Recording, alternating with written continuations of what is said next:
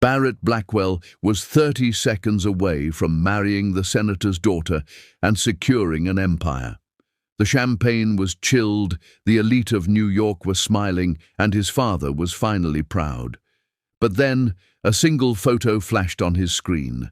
It wasn't from a private investigator or a jealous rival. It was from his 6-year-old daughter, Ruby, whom he hadn't seen in 5 years. The photo showed his ex-wife, Inaya, collapsed on a cold kitchen floor. But it wasn't her illness that made Barrett's heart stop. It was what was pinned to the wall behind her, a piece of paper Barrett recognized instantly. It was the $1 million check his father swore Inaya had cashed to leave him. Except it wasn't cashed. It was covered in dart holes, used as a target for 5 years of silent agony. Welcome home, my beautiful family, to the channel. It is a blessing to have you here today. Before we dive deep into this journey of the heart, I want us all to take a moment of silence. If you are carrying a burden today, if you feel weary or lost, remember, you are not alone. In this family, we lean on each other. Heavenly Father, we ask for your hand to rest upon every person listening right now. Grant them the strength to face their unseen battles, the wisdom to see through lies, and the peace that surpasses all understanding. Let every home be filled with your protection, and every heart be filled with your grace. Amen. Barrett Blackwell's fingers shook as his phone buzzed inside the pocket of his tailored tuxedo. It wasn't fear that made them tremble, it was resistance. 30 seconds. That's all the wedding planner had whispered earlier, her smile tight, professional, practiced. 30 seconds before the doors opened, 30 seconds before the world watched him seal a future that had been negotiated long before love ever entered the room. 30 seconds before applause, before cameras, before power smiled back at power. Barrett inhaled slowly, the way his father had taught him as a boy. Control the breath, control the moment, control the outcome. The cathedral behind him glowed with money, crystal chandeliers, imported flowers, marble floors, polished until they reflected the ceiling like obedience. Somewhere inside, a senator's daughter adjusted her veil, surrounded by women who had already decided this marriage was historic. Outside, the bells rang. Not loud, not urgent, just perfect, expensive perfection. The sound slid through the stone walls and settled in Barrett's chest, heavy and ceremonial. Each chime felt like a nail being gently tapped into place. This was it. Then the phone vibrated again. Once. Barrett frowned. No one was supposed to contact him. The device was meant for emergencies only, the kind that moved markets or destroyed reputations. He slid his hand into his pocket anyway, irritation flickering across his face. The screen lit up. A photo. No subject line, no greeting. Just an image. At first, his mind rejected it. The lighting was wrong, too dull, too close. The angle uneven, as if taken by someone too small to understand framing. His eyes skimmed the image quickly, searching for context. Then they stopped. His throat closed. The world narrowed to pixels. Inaya. She was on the floor, not posed, not resting, not dramatic. Collapsed. The kitchen tiles beneath her looked old, cracked, the color of something once white that had given up. One arm was folded awkwardly beneath her body, shoulder bent at a painful angle. Her hair clung to her forehead, damp with sweat. Her skin, once warm, glowing, looked ashen. Her lips were dry, cracked. Barrett's heart slammed once, hard. "No," he whispered, though no one could hear him. Then his eyes moved. Behind her, on the wall, pinned crookedly with red darts like puncture wounds in paper flesh. A check, white, clean, unmistakable. $1 million. His $1 million. The same check his father had slid across a polished desk 6 years ago. The same check that had ended a marriage without a single goodbye. Except it wasn't endorsed. No signature, no bank stamp. It wasn't cashed. It was torn, punctured, used for target practice. Barrett's breath stuttered. His pulse roared in his ears so loudly he almost didn't notice the message beneath the photo. Almost. The words were short, uneven, spelled with the kind of mistakes that came from small fingers and panic. "Daddy, Mommy won't wake up, I'm scared." His vision blurred. Not from tears. Not yet. From disbelief. The name at the top of the screen burned into him like acid. Ruby. The sound of it echoed in his skull. His daughter, not a rumor, not a manipulation, not a story his father had dismissed with a wave of his hand. A real child, 6 years old, holding a phone too big for her hands, standing alone. The bells outside rang again. They sounded farther away now, like they were happening to someone else. Barrett's mind fractured. 1,000 thoughts tried to surface at once, but only one survived. If the check was never cashed, then everything he believed was wrong. The cathedral doors loomed in front of him, tall and carved with saints who looked down in silent judgment. Through the thick wood, he could hear movement, a cough, a shuffle, the soft murmur of people waiting to witness history, his history, the future Arthur Blackwell had designed, a future built on a lie. Barrett's chest tightened, sharp and painful. His father's voice rose uninvited in his memory, smooth, certain, absolute. "She took the money." Barrett swallowed. The image of the check, riddled with darts, refused to leave his mind. Rage followed close behind. Hot, violent, focused. Someone had played God with his life, with hers, with a child's. The wedding planner appeared again, eyes bright, fingers twitching. "Mr. Blackwell," she whispered, "we're ready." Barrett looked at her like he didn't recognize the language she was speaking. Ready? For what? He glanced down at his phone once more. The image hadn't changed. Inaya was still on the floor. Ruby was still waiting. His heart made the decision before his mind could argue. Barrett stepped back. Then another step. The planner's smile faltered. "Sir," he turned, not slowly, not dramatically. He turned with the force of a man tearing himself out of a coffin. The bells rang again. This time, he didn't hear them at all. Barrett Blackwell broke into a run. As he pushed past the cathedral doors, phone clenched in his hand, a single terrifying thought slammed into his chest. If Inaya never took the money, what did his father do to make her disappear? 6 years earlier, Barrett Blackwell had been a different man. Not kinder, not gentler, just unfinished.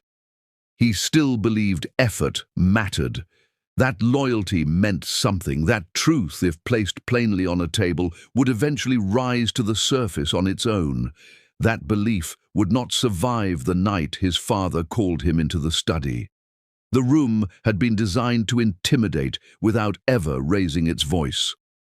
Floor-to-ceiling glass revealed Manhattan glittering below, cold and precise, like a reminder of who ruled and who watched from the ground. Leather shelves lined the walls, filled with books Arthur Blackwell never read but insisted on owning. Power liked the illusion of wisdom. Arthur sat behind the desk, hands folded, posture relaxed. That alone should have warned Barrett. "When you sit down," Arthur said, gesturing to the chair, "it's because the conversation is already over." Barrett didn't sit. "What is this about?" he asked. Arthur sighed softly, the way a man does when disappointed by someone else's lack of foresight. "Inaya," he said. The name landed between them. Barrett felt the tightening immediately deep in his chest.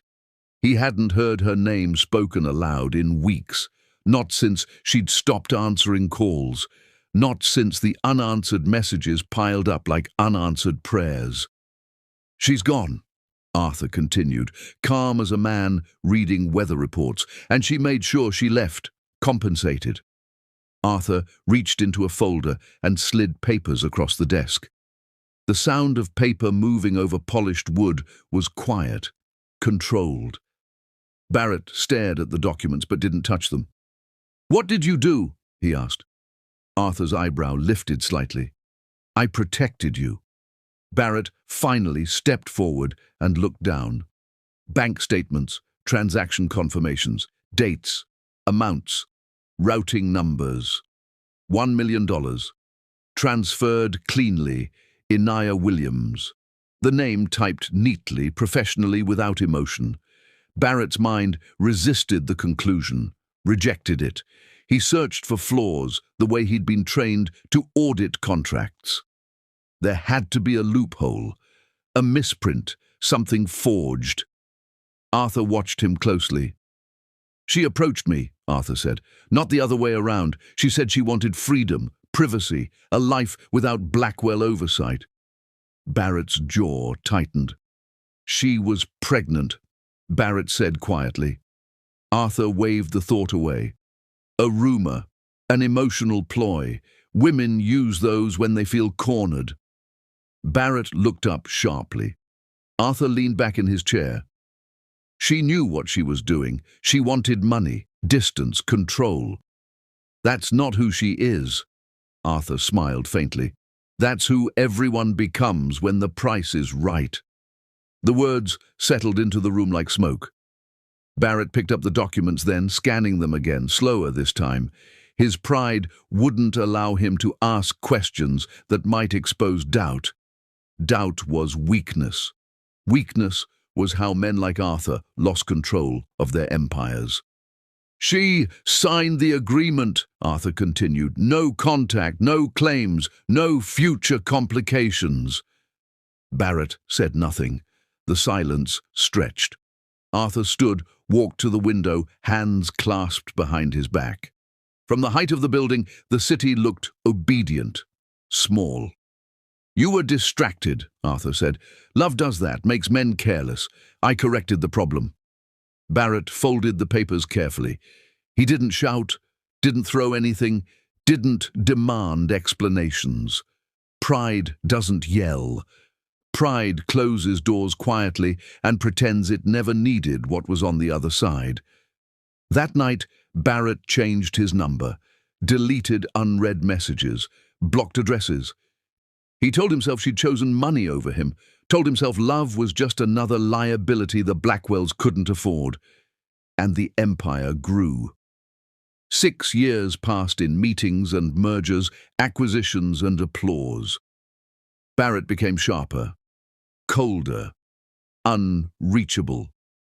He let his father guide decisions that shaped entire industries. He stopped asking where things came from as long as they delivered results. Sometimes, late at night, Inaya's face surfaced in his thoughts. He pushed it down. He told himself the past had been settled, until now, until the image burned itself into his mind, a check, uncashed, destroyed. The truth didn't arrive gently. It hit like a structural failure. If she never took the money, then the documents were lies. If the documents were lies, then his father hadn't protected him. He'd controlled him. Barrett felt something unfamiliar crawl up his spine. Not anger, not grief, fear. Fear of what else had been altered, what conversations had been intercepted, what choices had never actually been his. He realized something else then, something colder. Arthur hadn't just removed Inaya, he'd erased her. And erasure on that scale required more than a check. It required systems, influence, power used quietly, efficiently, without witnesses. The empire Barrett stood on had not been built on success alone. It had been built on silence. And now, that silence was cracking. As Barrett stared at the image of the ruined check in his mind, one question refused to leave him. If his father could erase the woman he loved, without leaving a trace, what had he done to make sure she could never come back? Ruby Williams balanced on the chair like a tightrope walker, her small fingers wrapped around her mother's phone, as if letting go would break something important. Her legs shook, not from fear alone, but from exhaustion, the kind of deep, bone-tired exhaustion that comes from holding in worry for hours, for years, for the things you can't say. Her tiny mouth opened to speak. but no words came. She could hear the faint humming of the refrigerator, the wind rattling against the window, the tick of the wall clock, and yet it all seemed distant. The kitchen smelled like boiled rice and something sweet. Like syrup left on the counter too long, but it didn't matter. Nothing mattered except the image on the screen and the sudden, urgent heat of responsibility pressing down on her chest. Her hand hovered over the dial button. 911. She knew she had to call. She'd seen cartoons, read books, and heard her mother speak of emergencies. She pressed the numbers. Her tiny voice trembled as she answered questions she couldn't fully understand. Yes, no, she can't. Her words tripped over themselves. She knew the operator wanted to help, but help felt far away. Help wasn't in the voice on the other end. Help was in the person who had created the world she barely remembered. Her mother's arm lay awkwardly across the kitchen floor, the soup pot untouched beside her, still steaming faintly as if the world had stopped in time. Ruby knelt beside Inaya, pressing her tiny hands against her mother's shoulder, willing warmth and comfort to flow from her fingertips. She remembered the nights when her mother spoke to her softly, words meant to soothe, meant to remind her she was loved even when life was cruel. "Your daddy loves you," Inaya had said more than once, her voice low, eyes far away as if staring at something only she could see.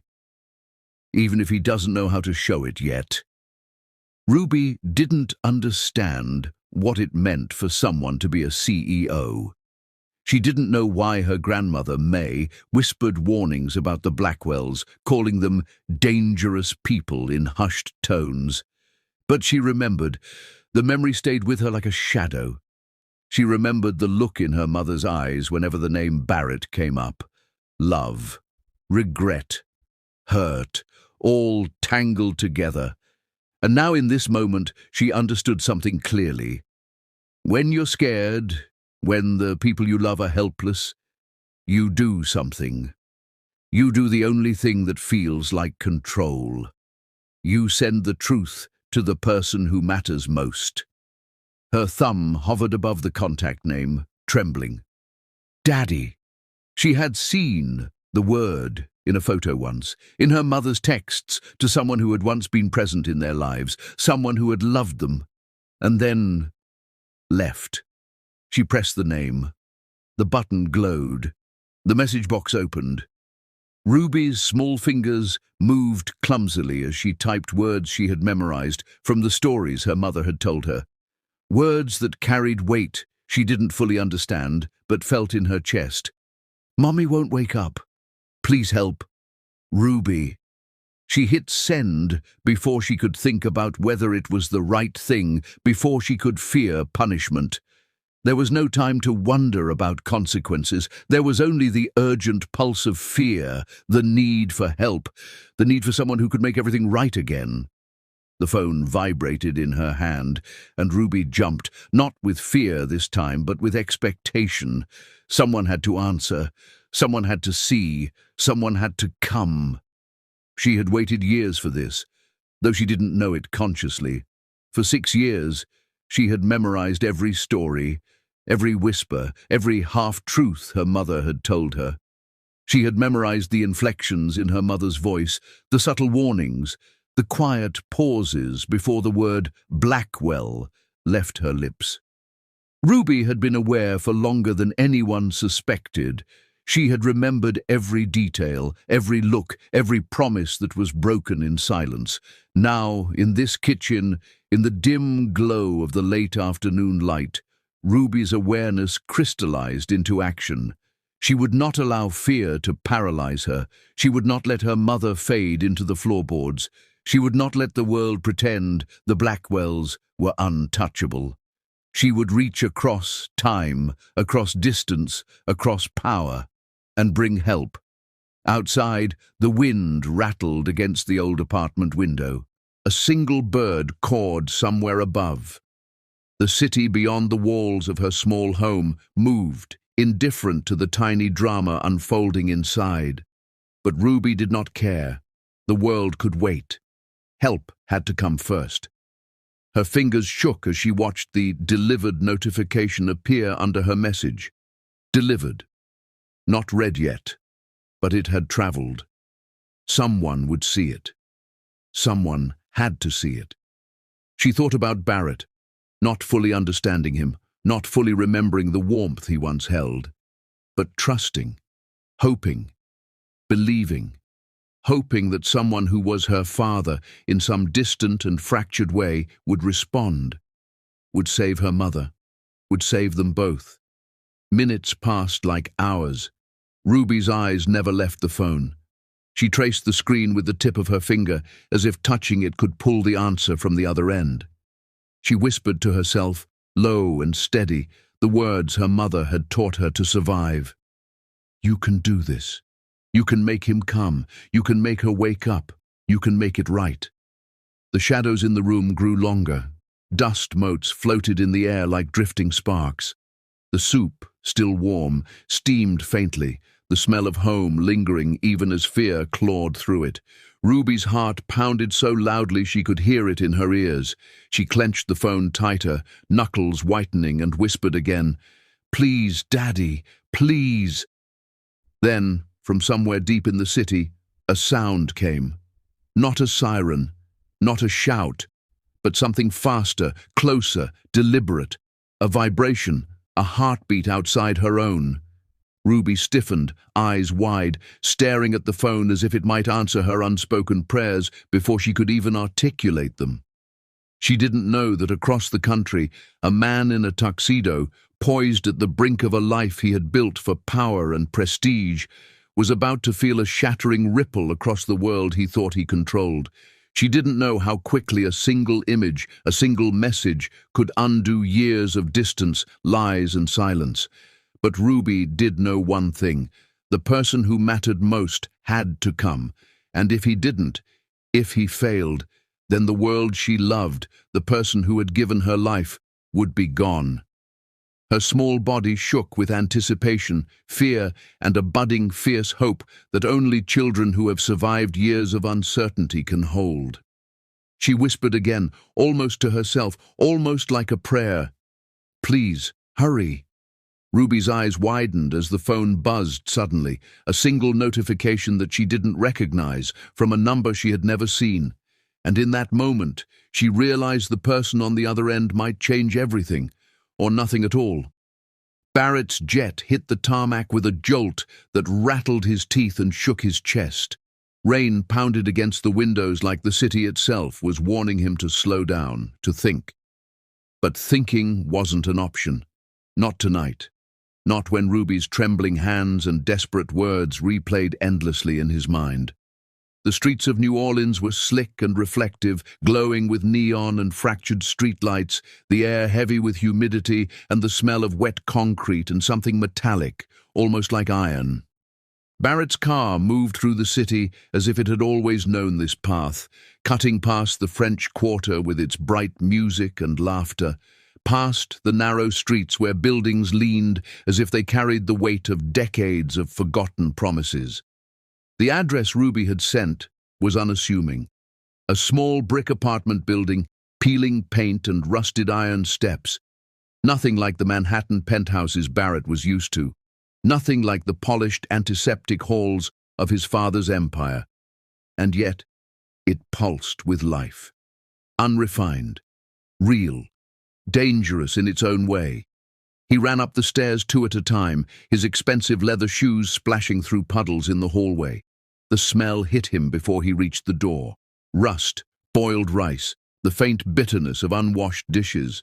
It was a smell that spoke of struggle, endurance, and survival. It made his stomach twist in ways his boardrooms never could. He kicked the door open. Inaya was on the couch, thin, pale, shivering violently, covered by a threadbare blanket. Her eyes fluttered open for a fraction of a second, the recognition of him passing like a flicker of light through the storm. "Barrett?" Her voice was barely audible, rasped with fever and exhaustion. She tried to sit up, shaking, fragile and yet stubborn, defiant even in weakness. He dropped to his knees beside her, careful, silent. She looked older than he remembered, thinner than he expected. The years had been cruel to her, but not entirely. There was still a fire in her eyes, the same fire that had captivated him years ago, the one that refused to bow even when life demanded submission. He reached out, touching her arm lightly, willing her to feel the strength he wished he could give her. In the corner of the room, a small shoebox caught his eye. He leaned closer. It was stuffed with letters, thick envelopes, neatly stacked, each with his name scrawled in handwriting he remembered but had not seen in 6 years, each postmarked faithfully every week like clockwork, every letter he had never received. The weight of it hit him like a sledgehammer. She had written. Every week, she had reached for him across miles, across lies, across the cruel manipulations of his father, and all this time he had been blind, complicit without knowing it. He opened the first letter, the paper soft and slightly yellowed with age. Barrett, I don't know if you'll ever read this, but I need you to know I'm alive. I'm safe and I have your daughter. She has your eyes. She has your stubbornness. Please remember her even if you forget me. Barrett's hands shook. Not from anger, not from relief, not yet, but from the weight of every lost day, every unread word, every chance for reconciliation stolen from them both. Inaya's voice broke through the storm inside him. Barrett, you're here. I'm here, he said, his voice low, steadying. I'm not going anywhere. She tried to smile, failed. Her lips cracked. He reached for water, gently lifting her hand to sip. She coughed weakly, letting him help. Barrett's eyes scanned the room. The apartment was modest, frayed at the edges, yet it radiated life. A single mug sat on the counter, dried tea leaves in the bottom. A small chair had scratches where Ruby had climbed, fallen and climbed again. Clothes hung neatly over a chair, worn but cared for. A life lived in defiance of a man who had tried to erase them. And then he noticed something else. Letters had been returned, opened, marked, blocked. Every single week for 6 years, someone had intercepted her words. Every note, every heartfelt confession, every line about pregnancy, about Ruby, about their life had been stolen from him. Barrett's chest tightened. Rage flared hot, immediate. His father had lied, manipulated, controlled, stolen 6 years of truth and love from him. Inaya's hand trembled as she reached for his, her eyes locked on his, fierce despite fever. Barrett, they took everything from me too, she whispered. I know, he said. The words barely left his lips before fury rose, coiling through him like fire. I know now. Ruby watched silently from the corner, small but alert, her eyes wide, knowing that everything had changed the moment her message had been sent. She had done what no one else could. She had forced him to see. She had forced the past into the present, dragging secrets out from the shadows where they had festered for years. Barrett set the letters down carefully, one by one, as if touching them wrong might undo their reality. Each envelope told a story of pain, of hope, of defiance, a story he had missed and a story he would never allow to continue unseen. He looked at Inaya again. She was still weak, but the way her eyes glimmered through the haze of fever told him she was not broken. Not yet. Not ever. A noise outside made him freeze. The kind of subtle click that happens when someone moves silently, carefully, almost intentionally. Barrett's gaze shot to the door, his body tensing. Ruby clutched the edge of the couch. She had learned early to sense danger, even if she couldn't name it. The room went silent. Only the soft hum of the refrigerator and the faint patter of rain against the window remained. Barrett rose slowly, careful not to alarm Inaya further, and approached the door. He peeked through the peephole. A shadow moved outside. Too precise, too deliberate, not random, not a coincidence. Someone had found them, someone who knew this address, someone who knew they were here. Barrett's eyes narrowed. His mind raced. 6 years of lies, secrets, and betrayal had led to this moment, and now the past had arrived with intent. He stepped back toward Inaya and Ruby, positioning himself protectively, his hands curling into fists at his sides. The city outside continued to hum, unaware of the storm brewing in this small apartment. And then the knock came, soft, polite, deadly in its subtlety. Barrett's heart froze. Through the thin apartment door, a voice spoke, smooth and cold, just enough to make him realize this was no random visitor. "Mr. Blackwell, you've been hard to reach. May I come in?" The shadow outside shifted, and Barrett knew in an instant. The danger had arrived. Barrett's hands shook as he picked up the first envelope, the paper soft and slightly worn from years of handling, yet never read by him. The penmanship was familiar, delicate, deliberate, the kind of handwriting that carried the weight of memory and love. "I don't know if you'll read this," the letter began, words trembling across the page like the hand that had written them. "I don't know if your father lets you see anything I send. But I had a daughter today. Her name is Ruby. She has your eyes." Barrett's chest constricted. His throat burned. He sank onto the worn couch beside Inaya, careful not to alarm her. He could barely breathe. 6 years.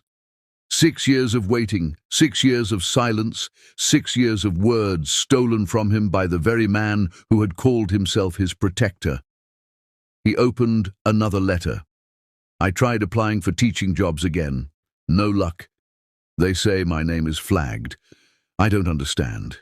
Each line sliced deeper than the last. Each admission of struggle, of humiliation, of perseverance made his blood boil. He imagined her standing in endless lines, sending resumes, explaining herself, only to be told that her name was poison, that the world his father controlled had closed its doors to her. Barrett opened a third letter. "I won't ask you for money. I just want you to know I never took that check. I pinned it to the wall to remind myself what I survived." The words burned. They carried pride, suffering, and defiance all at once. Barrett's fingers trembled, his heart cracked. The empire he had built in the name of pride, power, and control suddenly felt like a hollow cage. Everything he thought he knew about loyalty, about love, about his life, it had been manipulated. His father had stolen not just truth, but time, not just trust, but life itself. Barrett's eyes shifted to Ruby, sitting quietly in the corner, small, attentive, wide-eyed. Her grip on the edge of the couch showed she knew somehow exactly how important these letters were.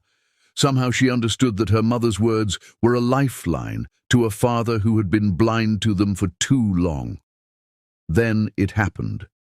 The air in the room seemed to shift. The door opened.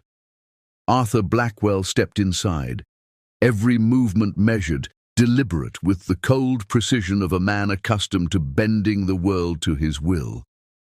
His polished shoes tapped against the wooden floor, the sound echoing sharply in the small apartment. Barrett rose instantly, tension radiating from every muscle. The letters slipped from his hands, scattering across the floor like fallen soldiers. He didn't speak. Words would not do. His entire being screamed in anticipation and rage. Arthur's eyes swept the room, lingering on Ruby with a cold, unreadable expression. Barrett instinctively moved in front of her. "She's mine," Barrett said, voice low, controlled but threaded with warning. Arthur smiled, small and venomous. "And yet here she is, untouched, alive, flourishing, despite everything." Barrett's jaw tightened. The rage that had simmered in him for 6 years finally boiled over.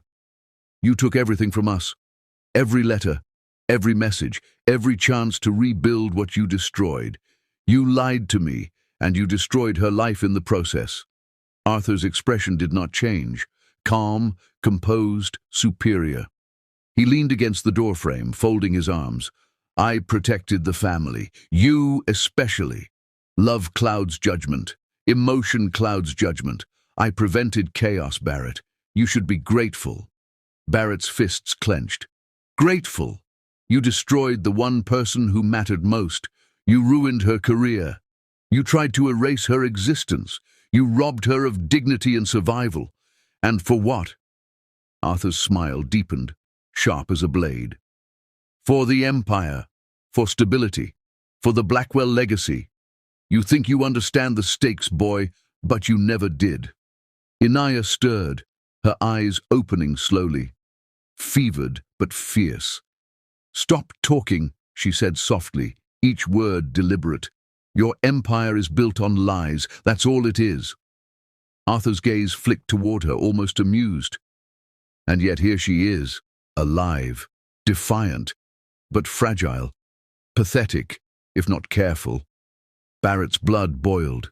Every lesson of discipline, every hour spent controlling his temper in boardrooms, melted away. He stepped forward. You're done, Father. No more control, no more lies. Not with her, not with Ruby, not with me. Arthur's face hardened. You think you can stop me? His voice was calm, but it carried the weight of every Blackwell generation before him. You're alone here, Barrett. And now you're risking everything. Your wealth, your reputation, your power. For what? A woman who isn't even yours and a child who barely knows you. Ruby gripped the edge of the couch, staring at her grandfather with wide, unflinching eyes. There was no fear there, only the faint spark of awareness that she had been right all along. Her message had summoned a reckoning. Inaya sat up slightly, holding the blanket around her shoulders. We are not yours to destroy anymore, Arthur. Not ever. Her voice, weak yet unwavering, cut through the tension like a knife. Barrett looked down at the scattered letters, the stories of love and resilience that had been intercepted, hidden, and discarded. Each one carried years of suffering, hope, and truth. He gathered them slowly, reverently, stacking them in his arms. I will make them heard, he said quietly, almost to himself, almost as a vow. Every single word, every single lie you told, exposed. Arthur's eyes narrowed. You really think you can do that? Barrett's voice dropped, measured, cold, but resolute. I don't think. I know. Ruby's tiny hand reached up to grasp his, and in that moment, Barrett felt the weight of his responsibility shift. He was not just a son confronting his father. He was a father now, finally present in a way he had never been before. Arthur's expression faltered for the first time. His calculated confidence, his illusion of control, trembled slightly in the presence of truth that could no longer be hidden. Barrett's eyes met Inaya's. She nodded slightly, the faintest smile of encouragement. He turned toward Arthur, each step deliberate, carrying the weight of 6 stolen years and the promise of justice to come. The room seemed smaller suddenly, the walls closer, the air heavier.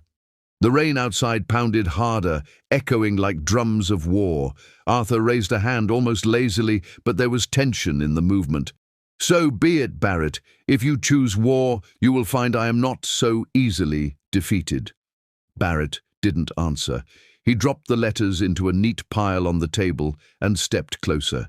Each breath was controlled, every muscle tensed. The moment had arrived that would define the next chapter of their lives. One way or another. Ruby's eyes were wide, staring at her grandfather, understanding for the first time the danger that had always hovered over her and her mother. The apartment was quiet, yet the tension vibrated through the air like electricity. Arthur's smile returned, this time sharper, colder. You've come a long way, Barrett, but the past has a way of finding its way back, doesn't it? Barrett's fists tightened. He would answer soon. But not yet. He needed every piece, every letter, every truth he had just discovered to hit its mark perfectly. The rain outside fell harder, drumming on the windows like an approaching storm. Barrett knew one thing: the confrontation was far from over. Arthur's eyes glinted with menace as he leaned closer, whispering just enough for Barrett and Ruby to hear. "You think you can reclaim what I stole, but some debts cannot be repaid." And at that moment, Barrett realized the true scale of what they were up against, and that the next move could cost everything. Arthur Blackwell surveyed the cramped apartment like it was a crime scene, his sharp eyes scanning every corner, every piece of evidence of the life he deemed unworthy. He moved with the grace of entitlement, polished shoes scuffing the old floorboards, each step measured, deliberate, heavy with judgment. "This is where you hid her." His voice was low, but the disgust dripped from every syllable. "Pathetic." Barrett stood frozen, body coiled like a spring, hands tightening into fists at his sides. Rage simmered beneath his skin, quiet, lethal. Arthur's gaze flicked to Inaya, pale and shivering on the couch. She barely opened her eyes, yet even in her weakened state, she met his gaze with a fire that refused to be extinguished. "She always was dramatic," Arthur said, the words casual, like noting the weather. Barrett's jaw clenched. "You blacklisted her," he said, each word deliberate, controlled, the fury behind it simmering just below the surface. Arthur's lips curved into a smile, slow and cold. "Of course. Actions have consequences, Barrett. Every choice has a price." The apartment seemed to shrink around them. Every letter, every note that had been intercepted, every week of silence screamed in Barrett's mind. The years of injustice were tangible, almost touchable. Arthur's eyes shifted toward Ruby, standing small but unflinching in the corner. A flicker of calculation passed through his gaze, sharp and dangerous. "That child," Arthur said coldly, "will be safer with Blackwell resources. Courts don't favor penniless mothers. Logic, Barrett. Strategy. Preservation." Inaya pushed herself upright, each movement a trial, her body racked with pain, but her eyes locked on Arthur's like steel. "You will not touch my daughter," she said. The words were soft, but they carried the weight of every fight she had endured, every insult and attack that had been thrown her way. Arthur laughed, a low, measured sound that carried authority and arrogance all at once. "You don't have a choice, Inaya. You've lived your life on the margins. You've depended on luck, and now luck has run out." Barrett's heart pounded. His father had underestimated the fire in both mother and daughter. They were not pawns, not victims, not silent observers. They were fighters, survivors, and finally the stakes had aligned. Inaya reached into her pocket, slow, deliberate, almost ceremonial. Barrett felt the tension in the air thicken. Arthur's eyes followed the movement, curiosity piqued, but caution absent. She pressed play, a digital recorder whirred to life. Arthur's own voice filled the apartment, smooth, arrogant, indisputable, but this time captured. "I blacklisted her," the recording began, Arthur boasting as he had countless times before to unseen allies. "And no one will question it. I've blocked every opportunity, intercepted every letter, every attempt to reach him. The girl will be isolated. The mother will be powerless. Nothing will escape my control." Barrett's blood ran cold, but the power in the room shifted. The arrogance of Arthur's voice now carried defeat within it. Every carefully constructed lie he had counted on was exposed in a single, undeniable confession. Ruby's eyes widened as she realized what her mother had done. She had seen the defiance in her mother's face years ago, a quiet strength she had inherited. And now, at 6 years old, she understood. They were not defenseless. Arthur's face paled slightly, the first crack in his composure. He stepped forward, lips moving, but no sound emerged. Barrett could see the panic, fleeting but undeniable, creeping into the edges of his father's expression. Inaya's voice was steady now, though weak. You lied to him. You stole our years. You thought you could control every piece of our lives, but you underestimated one thing. The truth has a way of finding its way back. Barrett moved closer to his mother, standing behind her as a protective shield. He glanced at Ruby, who had stepped forward slightly, small but courageous. The three of them formed an unspoken bond of defiance, a silent promise that they would no longer be manipulated. Arthur finally spoke, his voice strained but trying to regain authority. You think a recording can undo the work of a lifetime. You think a few letters change the facts. You are naive, weak, desperate. Barrett's hands tightened. I don't need to undo your empire. I just need to show the world your truth, every lie, every stolen letter, every attempt to erase them. Arthur's jaw clenched. He knew the threat was real now. The leverage he had wielded for decades, his wealth, his influence, his control, was slipping, and there was no way to stop it without confrontation. Inaya leaned back slightly, exhaustion etched into her features, but her eyes glimmered with satisfaction. I'm done hiding. I'm done running. I survived your games, and now you will face them yourself. Barrett bent down, gathering the letters, the recorder still playing Arthur's confession in the background. Everything comes out tonight, Barrett said, voice calm but resonant, carrying the weight of justice and fury combined. The world will hear the truth. You underestimated them. Me. Us. That was your mistake. Arthur's expression hardened, but there was now an edge of uncertainty. For the first time, he realized that his control was not absolute, that his empire of manipulation had cracks, and someone had found them. Ruby clutched Barrett's sleeve, her small voice whispering, Daddy, we did it. Barrett looked down at her, and a faint smile touched his lips. Yes, baby, we did it. Arthur's hands moved slowly toward the recorder, his mind calculating, weighing options, but Barrett's gaze locked on him, silent and immovable. You can't touch it, Barrett said. Every lie you've told is documented. Every attempt to erase us is recorded. You're done. Arthur's face twisted in frustration. For decades he had believed he was untouchable, that his power could manipulate and intimidate anything. But now, the very tools he had once wielded against others were being used against him. A tense silence fell over the apartment. The rain outside pounded the roof like drums of judgment, the electricity in the air palpable.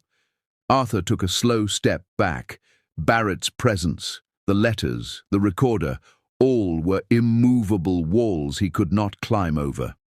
Inaya reached out and touched Barrett's arm, weak yet filled with an unyielding strength. This ends tonight, she said. Arthur's lips pressed into a thin line.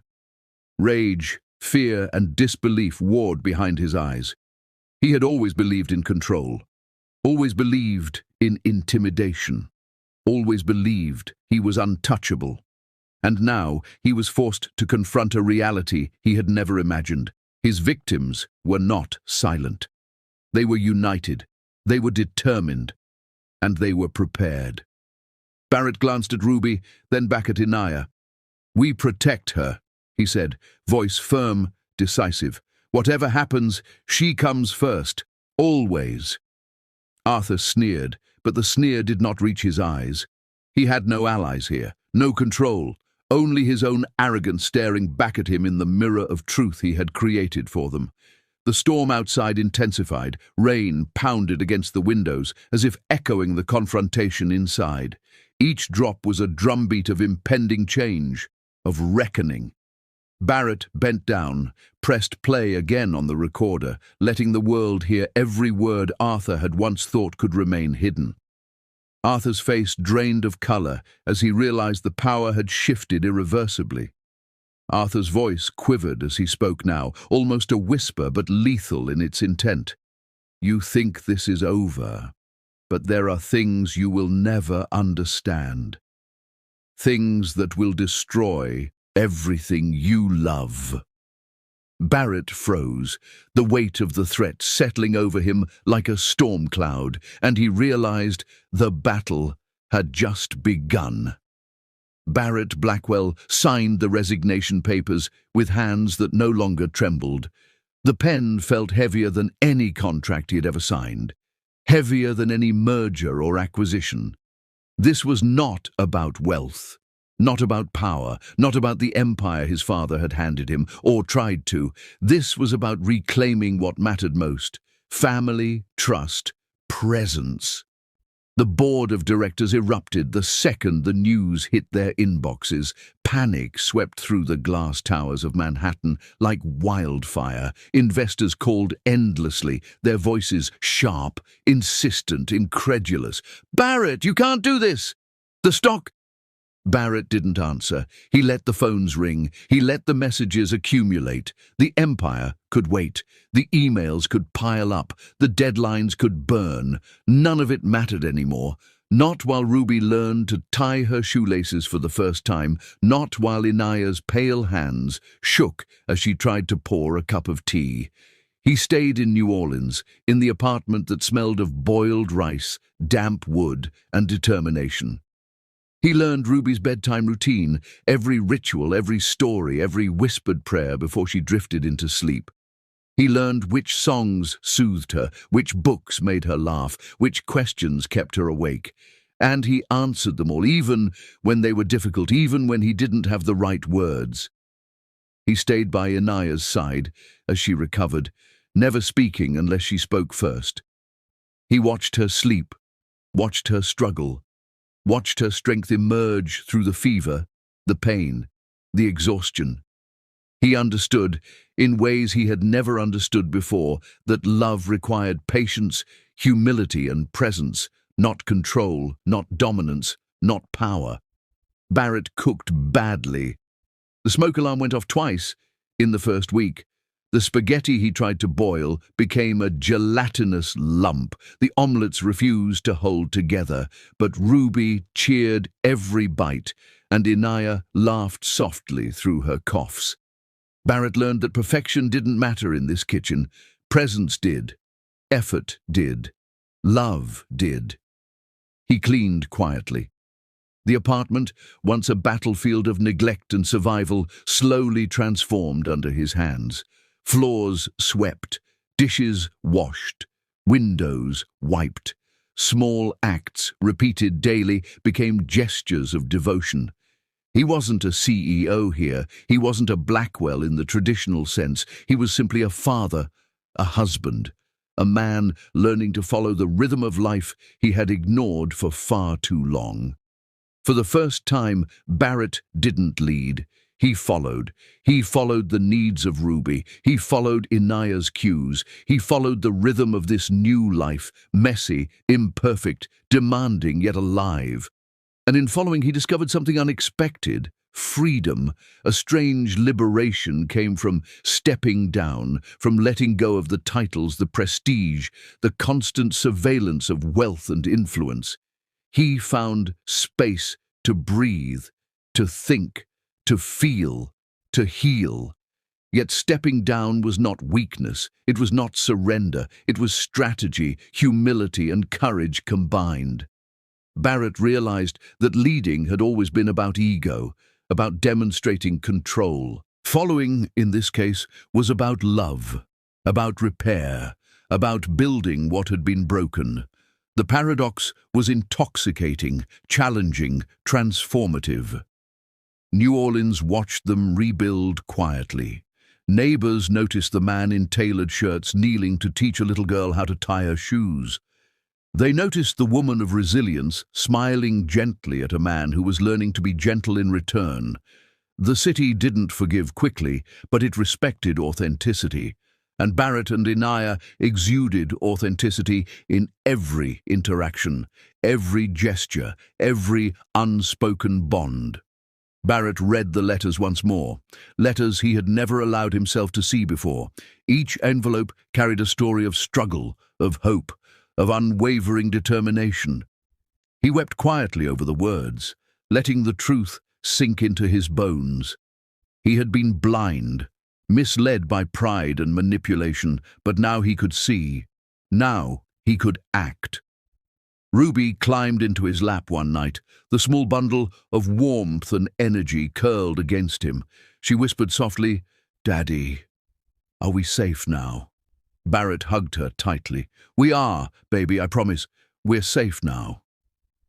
Inaya sat nearby, watching, her own healing evident in the faint glow of her skin, in the subtle lift of her shoulders, in the quiet confidence in her eyes. She had endured everything and still stood, strong and unbroken. She was no longer a victim. She was a force, a mother, a survivor, a woman whose dignity had never needed a check to validate it. The apartment, once cramped and worn, became home, not because of walls or furniture, but because of presence, attention, and love. Barrett and Inaya rediscovered each other slowly, carefully. Conversations filled with laughter replaced silences of distrust. Meals shared at a small, chipped table replaced cold dinners of obligation and pretense. Barrett didn't lead. He listened. He learned. He followed the rhythm of family. Yet the world outside had not forgotten. The Blackwell name still carried weight, and not all of it had been diminished by resignation or exposure. Old rivals, jealous colleagues, lingering enemies, those who'd watched Barrett's empire crumble quietly, seethed in silence, waiting for cracks to appear. Barrett knew peace was temporary, fragile, and fiercely guarded. One evening, as the sun dipped behind the New Orleans skyline, casting the apartment in shades of orange and gold, Barrett paused by the window. Ruby slept quietly in Inaya's arms, exhausted from a day of laughter and learning. He understood the fragility of this new life, the vulnerability of stepping away from power. But he also understood its value. "I will protect them," Barrett whispered to himself, "always, not as a CEO, not as a Blackwell, but as their father, as their husband, as the man who finally understands what matters." The peace in the apartment was fragile, almost tangible. Every creak of the floor, every distant honk of a car outside, every rustle of the city reminded him that danger lingered. But Barrett had learned to move with patience, with strategy, with humility. The battle for family and truth had been won, but vigilance remained. Suddenly, a soft knock came at the door. Calm, polite, almost casual. Yet, every instinct in Barrett's body told him this was no ordinary visitor. He exchanged a glance with Inaya, whose hand tightened on Ruby's small shoulder. Barrett stepped forward cautiously, each movement measured, aware, tense. He reached for the doorknob, heart steady but pounding. The knock came again, a deliberate, insistent rhythm. Someone waiting, someone deliberate, someone who knew exactly what they wanted. Barrett exhaled slowly. He knew that stepping down had brought peace, had brought presence, but it had also invited attention. Powerful enemies rarely stayed silent. Old grudges and rivalries had long memories. He opened the door slightly, just enough to peer out. Shadows stretched across the hallway. A figure stood there, tall, composed, with an air of authority and danger. The face was unfamiliar, the intent unmistakable. Barrett felt the familiar surge of adrenaline. Protection, strategy, defense, all instincts he had refined over decades, kicked in immediately. He realized once again that stepping down did not mean vulnerability. It meant being ready, being aware, being decisive when necessary. The figure spoke, calm but firm. "Mr. Blackwell, I believe it's time we discuss your retirement permanently." Barrett froze. The words carried weight, threat, and precision. He knew this was no casual visit. This was calculated. This was dangerous. This was the beginning of a new battle. A battle for the safety of his family, for the fragile peace he had built, for the life he was finally learning to live. Inaya's eyes met his. Ruby stirred slightly in her arms, sensing tension. Barrett's hand tightened around the doorframe, steady, ready, resolute. The quiet apartment, the small space of healing and recovery, suddenly felt like a front line. The past had not yet finished with them. The stranger stepped closer, shadowed by the hallway light, and whispered with chilling precision, "Step outside, Mr. Blackwell, or everything you've built here ends tonight." Barrett's pulse raced. He realized the safety he thought he had secured was only temporary, and the fight for his family's future was about to enter a far more dangerous arena. The small apartment was quiet, almost painfully so, as Inaya approached the wall. Her movements were deliberate, careful, each step measured after weeks of recovering her strength. She reached the nails that had held the check for 6 long years. Each dart hole seemed to carry a memory, a silent accusation, a reminder of what had been stolen from her. Barrett watched from a few feet away, his hands clenched but his posture respectful, understanding the gravity of the moment. The check wasn't just paper. It wasn't just a sum of money. It was years of pain, resilience and silent defiance made tangible. Inaya's fingers brushed the edges, tracing the worn surface, the tiny punctures where the darts had struck. She lifted it from the wall slowly, as if pulling the weight of the past from the air. Barrett felt his chest tighten, realizing that this small gesture carried the weight of every lie, every betrayal, every stolen year of their lives. She turned to him and extended her hands, offering the check. "You thought this was my price," she said, voice calm, measured, but carrying steel beneath its surface. "But dignity isn't something you can buy." Barrett's throat tightened. Words caught. He had imagined this moment countless times, but the reality was sharper, heavier, humbling. He reached out, taking the check with trembling hands, feeling the cool paper, feeling the weight of the unspoken lessons it carried. "I don't want forgiveness," Barrett said, finally finding his voice. "I don't want it handed to me. I don't want it because you feel obligated. I want to earn being here, to earn your trust, to earn my place in your life and Ruby's life." Inaya studied him. Her eyes, so used to seeing him as a stranger of wealth and coldness, now searched his face for sincerity. Every muscle, every flicker of expression, every hesitation in his tone mattered. Barrett didn't flinch under her gaze. He held it, steady, honest, vulnerable. The apartment seemed to hold its breath. The years of betrayal, the months of pain, the sleepless nights and unanswered letters, all of it condensed into this one moment. For the first time, the room felt like neutral ground, a space where nothing was owed and everything was possible. Ruby, sitting on the small couch, watched silently. Her eyes were wide with curiosity and cautious hope. She didn't understand all the nuances of dignity or forgiveness, but she understood one thing. Her parents were finally communicating, truly communicating, and that gave her hope. Inaya let the silence linger. She didn't nod fully. She didn't say yes. She didn't say no. She simply studied Barrett, measuring his words against the actions she had witnessed over the past weeks.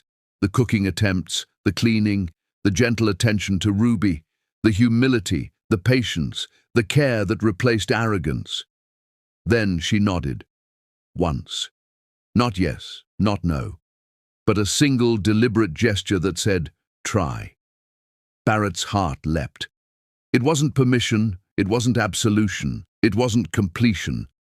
It was the first thread of possibility, fragile and delicate, yet undeniably present. He understood immediately. Nothing could be rushed. Nothing could be taken for granted. This was a beginning. He placed the check gently on the small table, almost ceremonially. It was no longer a symbol of power or wealth. It was history, a memory that had shaped them both, and now it belonged to neither. They were free of it. For a long moment, they simply stood in silence. The air was heavy with the scent of rain that had dried on the windowsills, warm from the lingering sunlight of late afternoon. The weight of the past clung, but it was lighter now, tempered by the possibility of repair. Barrett moved closer to Inaya, not as a CEO, not as a Blackwell, but as a man seeking redemption, presence and partnership. "I will not fail you," he said softly, almost a vow, almost a prayer. "I will do whatever it takes to earn this, to earn us." Inaya's eyes softened slightly. The faintest lift at the corners of her lips betrayed the smallest acknowledgement of hope.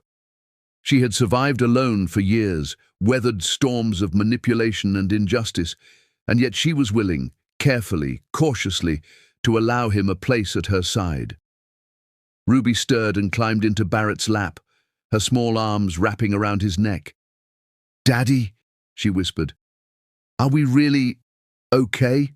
Barrett hugged her close, feeling her warmth, her trust, her hope. "We're okay, baby," he said. "We're starting over, together." Inaya watched the scene unfold. Her heart swelled with cautious optimism. The man before her was not the arrogant, cold CEO who had walked out of her life years ago. He was different, changed, broken maybe, but earnestly trying, present, human. Barrett realized then that earning her trust would take more than words. Every action, every choice, every small gesture would have to reflect sincerity, humility, and patience. The road ahead was long, winding, uncertain, but it was theirs to travel. He placed the check back in the drawer, not as a symbol of money, not as a reminder of past pain, but as a reminder of what they had endured. A marker of survival, endurance, and the fragile, beautiful possibility of healing. Night settled over the city, the soft hum of distant traffic, the gentle rustle of leaves outside, and the occasional chirp of a bird returning home created a lull of calm. Barrett and Inaya sat side by side, Ruby asleep between them, a rare moment of peace in a world that had been relentlessly chaotic. Barrett reached for Inaya's hand. She didn't pull away. She didn't move closer either, but she let him hold her hand. That was enough. A beginning, a small, fragile acknowledgement of connection. They sat there quietly, listening to the soft rhythm of life around them. Every sound, every flicker of light, every breath carried weight, carrying possibility.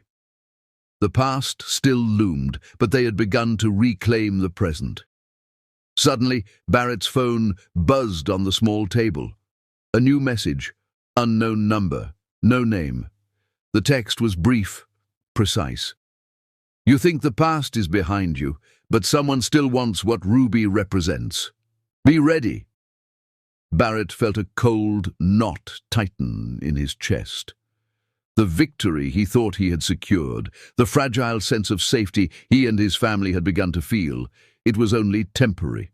The danger hadn't vanished. It had only changed shape. He looked at Inaya. Her gaze met his, steady, unflinching, ready. Ruby stirred in her sleep, unaware of the unseen threats still circling them. Barrett clenched his jaw, his mind already racing. They had survived so much before, but this was new. He understood fully that earning his place in their lives would require more than humility and presence. It would require courage, vigilance, and unwavering protection. He exhaled slowly, steeling himself. They had come so far, yet the true test, one that would challenge every instinct, every decision, every bond, was only just beginning.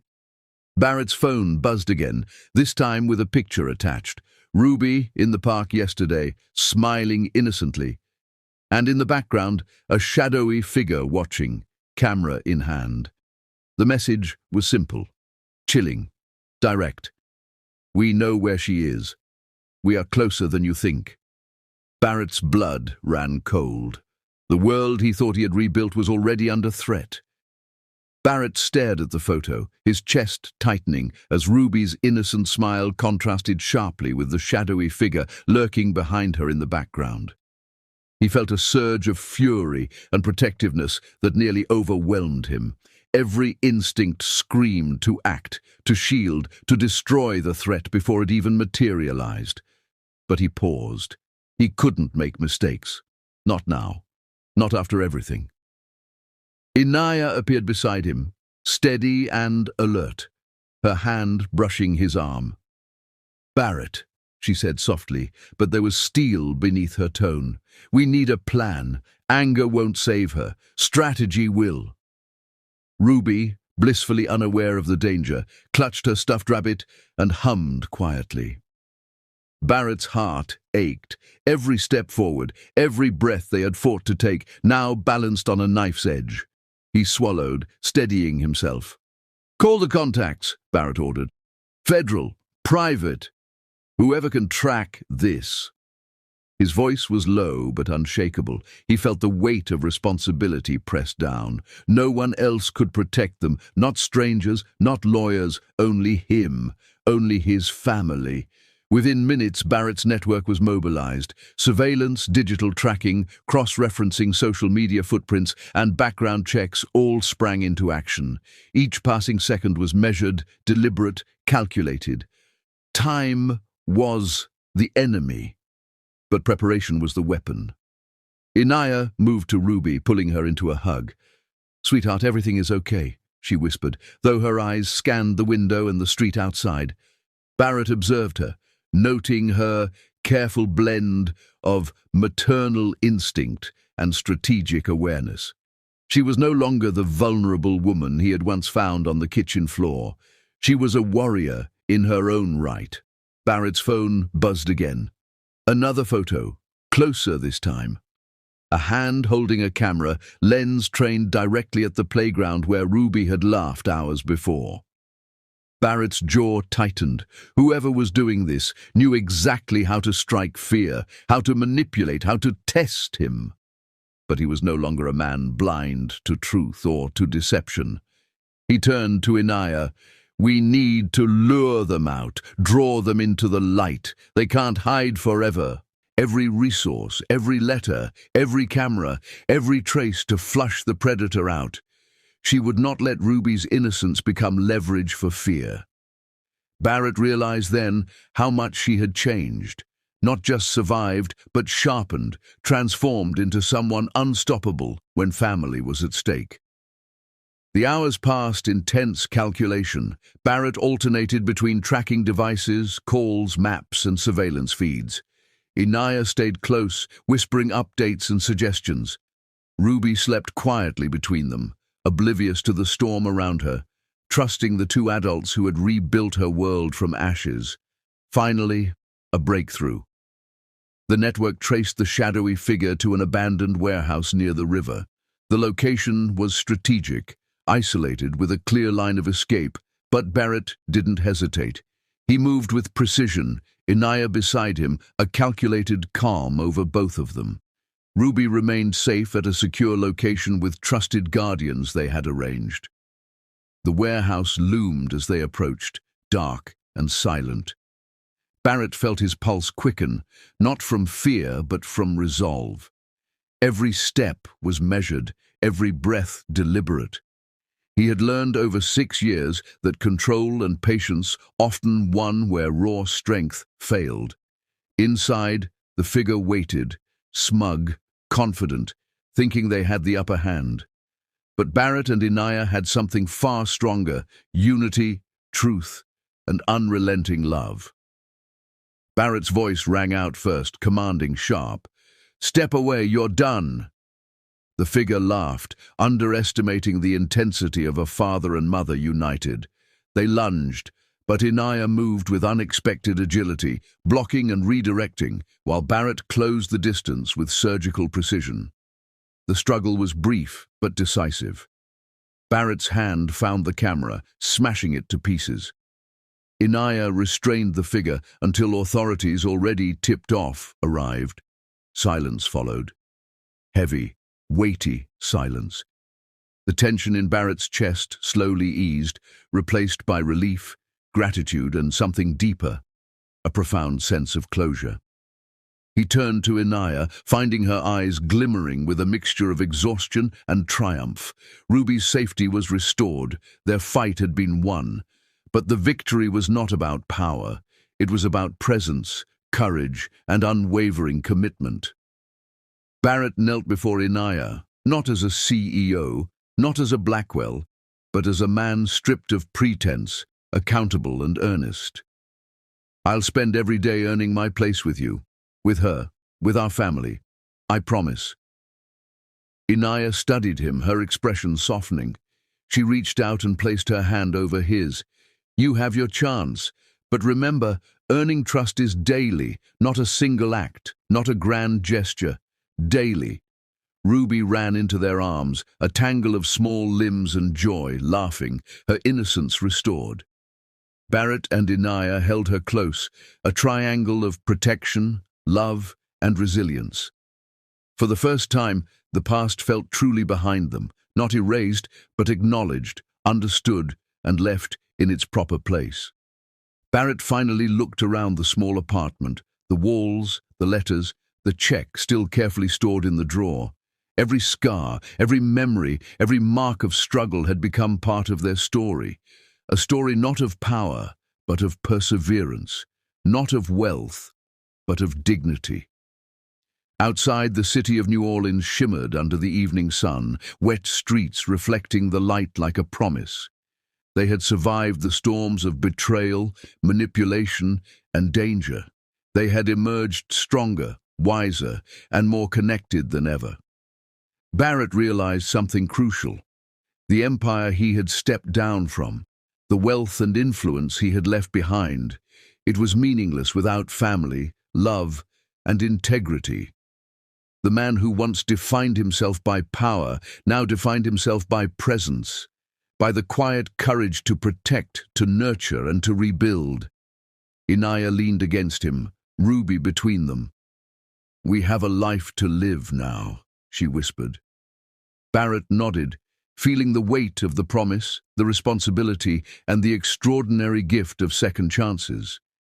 The apartment was quiet, but alive, filled with laughter, whispered plans, and the slow, steady rhythm of a family reclaimed. Barrett held them both, knowing that this time he would never let them go, not to manipulation, not to fear, not to the shadows of the past. Barrett looked out the window at the city that had once seemed so cold and unwelcoming. Somewhere in the distance, the soft echo of church bells carried across the river. He whispered almost to himself, "We survived the worst. Now, we finally get to live." The storm had passed. The empire had fallen. The lies had been exposed. And for the first time, Barrett, Inaya, and Ruby, together, stood on the threshold of a life they had earned, a life defined by love, courage, and dignity. The check on the wall was gone, but the lessons it represented, the resilience, the truth, the power of integrity, would never leave them.